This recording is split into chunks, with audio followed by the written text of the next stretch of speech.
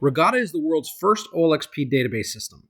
OLXP database systems are transactional relational SQL systems. However, they have unique characteristics where they can scale out linearly to large scale and perform transactional analytics directly on the transactional data set in real time.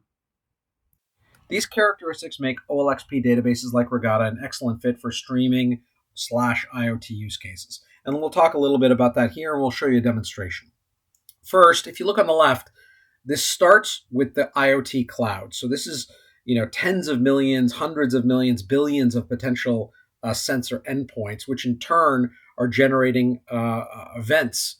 And those events could be in themselves, tens of millions, hundreds of millions, billions, trillions of events every second. Now, that event stream is well suited to an event streaming database, which is why Kafka is almost invariably used for this pattern of use case for the event stream of censored data. The stream is where the story starts, not, however, where it ends. Ultimately, where it ends is the goal to be able to get a platform where you can derive intelligence and value out of this IoT cloud. And most frequently, this is some form of a multi-tenant IoT SaaS platform. Let's talk through an example. Imagine hypothetically that this sensor cloud is being used for all sorts of tenants. So, for example, you might have Coke and Pepsi on the platform. And what do they want? They want to be able to see and sort their sensor data for cases of their particular products, whether it's Coke Zero, Diet Coke, or regular Coke, or if you're Pepsi, Pepsi's peer and competitive offerings. They might want to be able to see it by where it is and where those goods are moving in their supply chain. If you're a food retailer that's using the sensor cloud, maybe you want to know where goods are in distribution and their temperatures, because that's important, whether it's a perishable or non-perishable good. And if it's a perishable good, what its temperature is, as an example. If you're a logistics supplier using this IoT cloud, you might want to know about whenever the sensors are moving. It creates something that you want to have visibility to. So your tenants all want slightly different visibility and insight out of this cloud of sensor data. And then you in turn want to be able to provide value across multiple tenants. And perhaps you also want to be able to get customizable alerts. You can imagine for the perishable good use case, you'd really want to know, has the perishable good exceeded 20 degrees Celsius, in which case, the clock has started to tick on the goods. All of these examples are about integrating relational transactional data together with the event stream.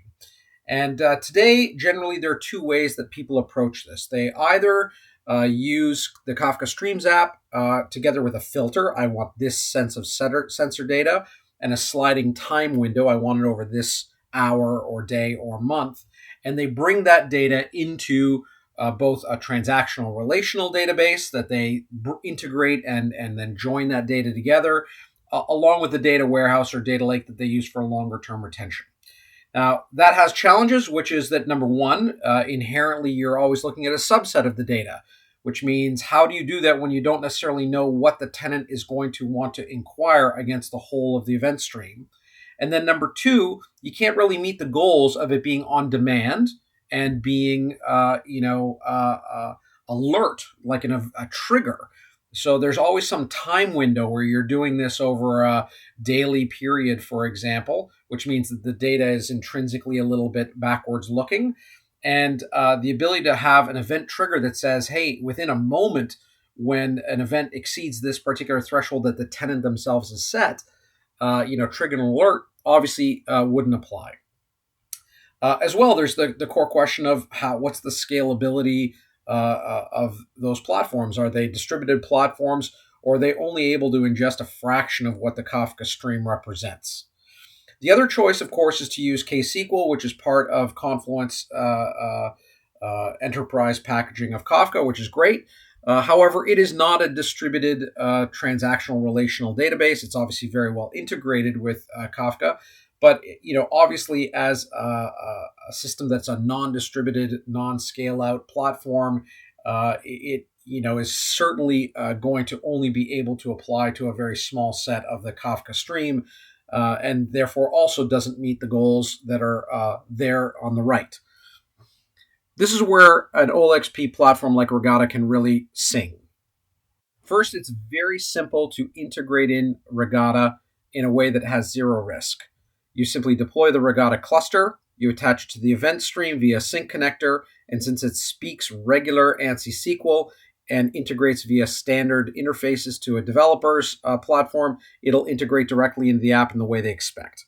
Ultimately, if Regatta is able to do better than the existing choices, obviously you wouldn't maintain all three of them. You would simplify the whole architecture.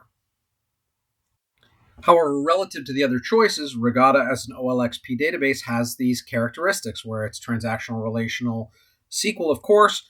However, it scales linearly. So it's able to grow and scale to both the capacity and the throughput of the entirety of the Kafka stream if necessary.